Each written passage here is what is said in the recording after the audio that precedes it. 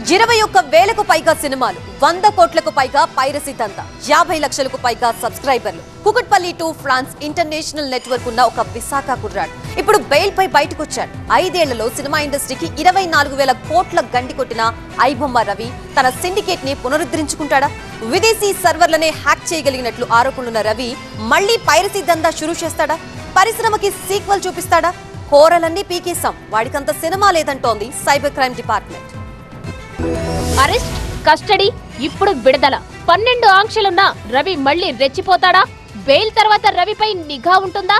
ఐబొమ్మ మళ్లీ యాక్టివేట్ అయ్యే ఛాన్స్ ఉందా? 3 నెలల జైలు జీవితం తర్వాత బయటపడ్డారు ఐబొమ్మ యాప్ నిర్వాహకుడు Immadi Ravi. Nampally court regular bail ఇవ్వడంతో బుధవారం సాయంత్రం చెంచల్గూడ జైలు నుంచి రిలీజ్ అయ్యాడు. ఇండియా దాటి వెళ్లొద్దు, సోషల్ మీడియా ఖాతాల్ని వాడొద్దు, ప్రతిరోజు సీసీఎస్ పోలీసుల ఎదుట హాజరవ్వాలి. ఇలా 12 బెయిల్ షరతుల మీద బయటకొచ్చిన రవి ఇకపై ఏం చేయబోతున్నాడు అనేది సస్పెన్స్ గా మారింది. మార్నింగ్ నుంచి 5 లోపల ఒక్కసారి చార్జ్ షీట్ వేసేంత వరకు తను కంపల్సరీగా హీ హాస్ టు అపియర్. లేదు, he should not talk to media.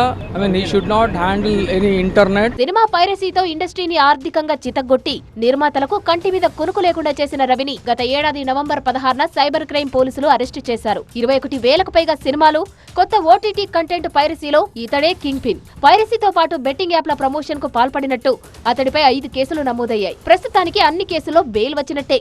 20 రోజుల కస్టడీలో అనేక విషయాల్ని రాబట్టారు పోలీసులు.